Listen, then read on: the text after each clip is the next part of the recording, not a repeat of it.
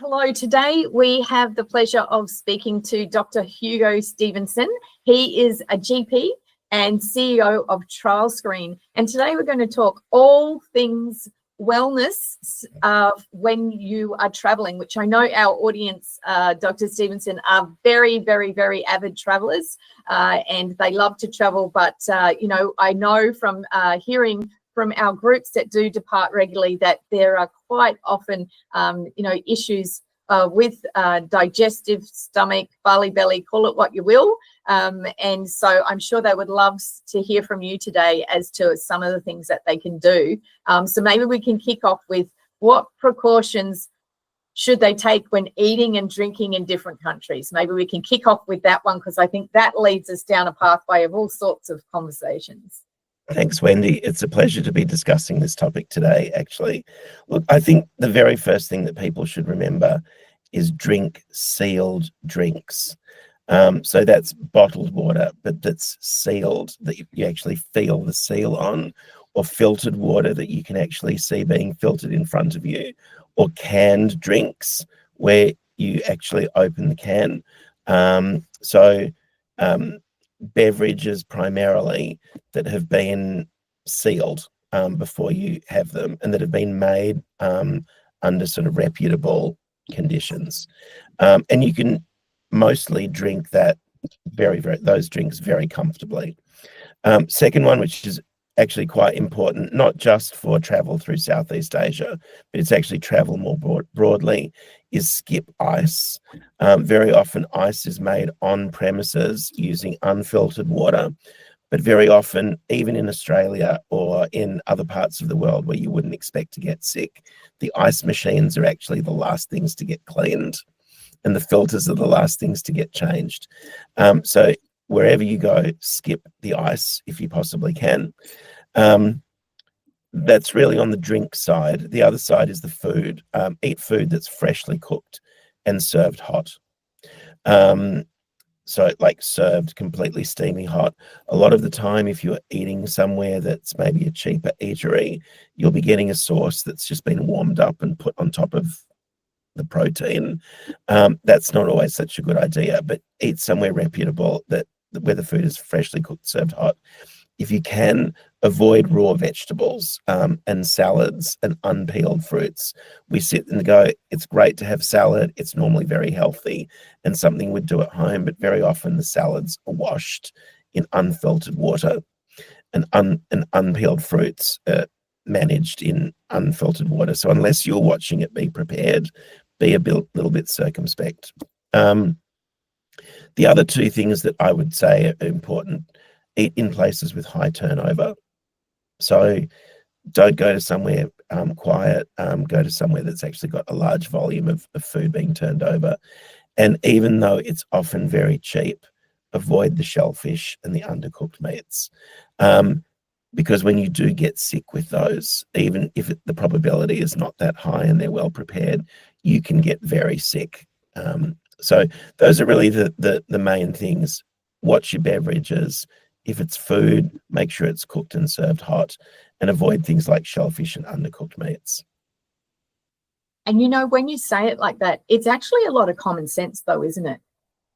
Oh, very much so. And look, a lot of people worry when they're traveling to Asia and Southeast Asia, but some of these precautions make tremendous sense anywhere where you're traveling, certainly somewhere that you're not completely familiar with. So parts of America, Latin America, so on.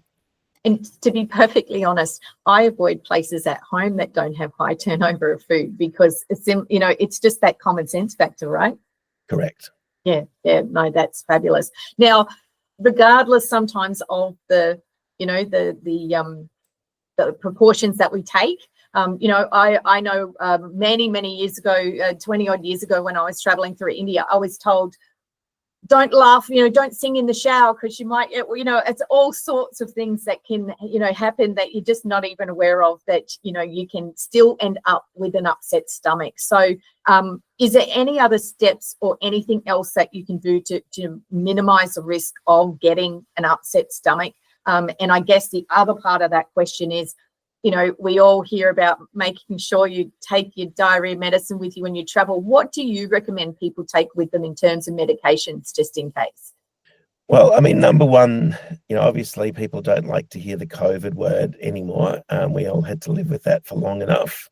But carrying hand sanitizer with you is very, very important. So that's something, doesn't matter where you are, if you've been handling anything before you start eating, being able to use hand sanitizer. Look, in a number of different places, historically, there was always the precaution of, brush your teeth with bottled water, and you should, but don't sing in the shower, keep your lips pursed. Look, at the end of the day, there are people that will take those precautions, but are going to have then a soup at something, and it's kind of like you've got to always just look at the wood for the trees, a little bit. You wouldn't ingest the water from the shower. You wouldn't ingest unfiltered water. But at the same point in time, you're on holiday, you should enjoy yourself. But take hand sanitizer, absolutely important.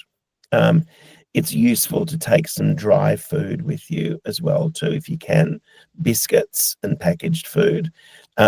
Sometimes you may not be in a position to be choosy with the food that you see, and rather than just eating what you find, you can have a little snack that's with you that you trust, that's dry and that's not going to go off. Yep. Or a packet of rice crackers in the suitcase, hey? Rice, or a few packets when you go, something that's trustworthy. That doesn't have to be something that you've bought, from Australia. When you're there and you see a variety of different things, some salty chips, whatever, just stock up a little bit, because in the event, particularly that one of you becomes sick and you're stuck in a hotel room, it's good to have a little bit of food that you can trust. Number 3, if you can, carry some rehydration salts. So you can, whether it's hydrolyte or another form of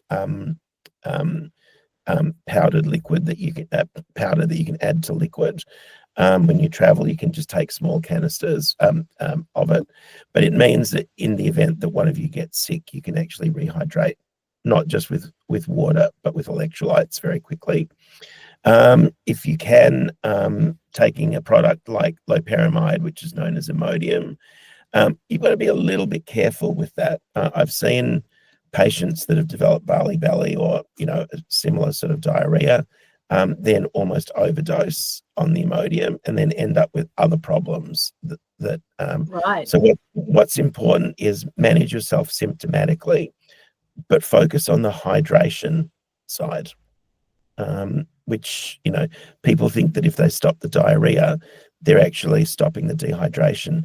But very often what's happening is that the water is just pooling in your gut. Right. And I don't know, I always think of it as, if your body says it shouldn't be there, let it all, get rid of it anyway. So, is that a wrong way to think? It's not completely silly. The point basically is, if you are sick, you are going to become dehydrated. Dehydration. Whether you're letting it go or whether you're holding on to it. Yeah. And you need to make sure that you're getting the liquid in the top end. So great advice on that powdered electrolyte supplement. Of course, putting into sealed bottled water. Correct, into the sealed bottled water. The other thing too that I've seen, depending upon where you travel to, is actually taking some broad spectrum antibiotics before you leave Australia, just to keep in your luggage, and chat to your GP about it. So there are a number of different antibiotics that you can take: Keflex, azithromycin, ciprofloxacin, depending where you're traveling to. Just sometimes you might struggle to actually get access to a medical clinic, and having some of that, particularly if you're older and frailer, is very important.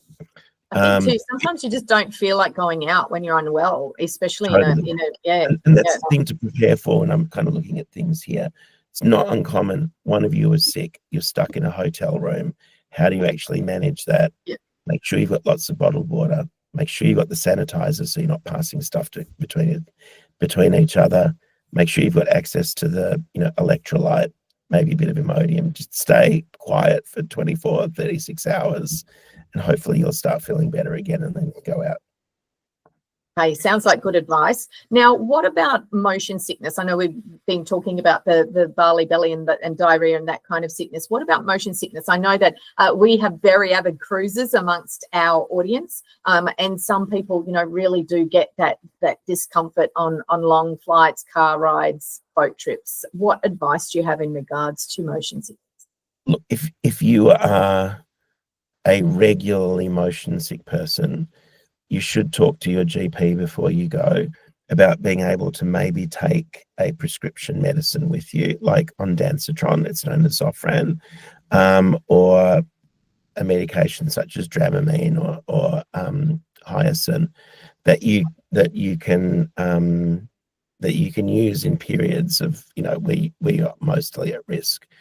The other things which are actually very effective, and I know many patients of mine swear by them, and I've seen them work well.